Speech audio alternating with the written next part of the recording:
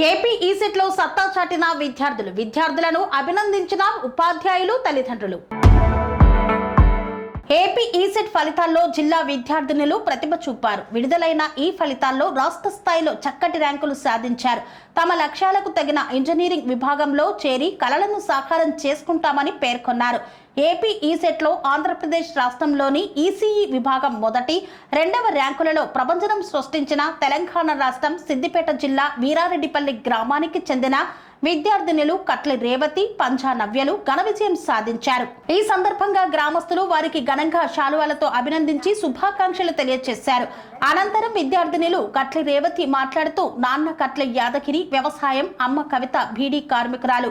రాత్రి పగలు కష్టపడి నన్ను చదివించడం పట్ల ఎంతో సంతోషకరంగా ఉందని పేర్కొన్నారు. పంజా నవ్య మాట్లాడుతూ, పంజా నరసింహులు, అమ్మ చెన్నవ్వ ఎంతో కష్టపడి నాన్న కూలి పని చేసుకుంటూ నన్ను చదివిపిస్తున్నందుకు చాలా సంతోషంగా ఉంది అన్నారు. ఈ కార్యక్రమంలో గ్రామస్తులు రెడ్డిపల్లి చిన్న నరసింహారెడ్డి, చాట్లపల్లి బాలాగౌడ్ తదితరులు పాల్గొన్నారు. నేను సిద్దిపేట జిల్లా అక్బర్పేట్ గుంపల్లి మండల్ వీరారెడ్డిపల్లి గ్రామం మాది.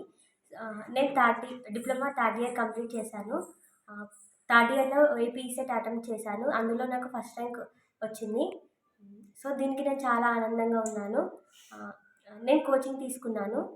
మా పేరెంట్స్ కూలి పని చేస్తూ నన్ను చదివించారు. సో వాళ్ళకి ఇది ఫస్ట్ ర్యాంక్ రావడం చాలా ఆనందంగా ఉంది. వాళ్ళకి ఇది నేను ఇస్తున్న మంచి gift. I want to become the IAS officer. Thank you. జిల్లాలోని అక్బర్పేట్ గుంపల్లి మండలంలోని వీరేడిపల్లి గ్రామం. నా పేరు పంజనవ్య. మా తల్లిదండ్రులు నరసింహులు, పండి చెన్నవ్వ. నాకు ఏపీ ఈసెట్లో సెకండ్ ర్యాంక్ వచ్చింది. దానికి నేను చాలా సంతోషంగా భావిస్తున్నాను. దానికి ముఖ్య కారణం మా తల్లిదండ్రుల సహకారం, మా అన్నల ప్రోత్సాహనం. వాళ్ళు ప్రతిదానికి చాలా సపోర్టివ్గా ఉన్నారు. స్పెషల్ థ్యాంక్స్ టు మా పెద్దన్న, మా చిన్నన్న. ఇంతవరకు వాళ్ళు అన్నీ తెలుసుకొని నా కోసం ఇంత సహకారంగా ఉన్నారంటే వాళ్ళ వల్లనే. ఇంకా ప్రభుత్వం మాకు కొంచెం ప్రోత్సహిస్తే ఇంకా మంచిగా చదువుకొని మంచి పొజిషన్లో ఉంటారని మనస్ఫూర్తిగా కోరుకుంటున్నాను. ప్రతి ఒక్కరికి ధన్యరాలనే ఉంటాను. నాకు సహకరించిన మా స్నేహితులకైనా, ఉపాధ్యాయులకైనా, మా తల్లిదండ్రులకైనా, మా కుటుంబ సభ్యులకైనా, మా బంధుమిత్రులకైనా థ్యాంక్ యూ. స్వామి బోధానంద గోసేవ ఆశ్రమం, సైథాపూర్. జ్యోతిష్యం, వాస్తుశాస్త్రం మన పూర్వీకులు మనకిచ్చిన వరం.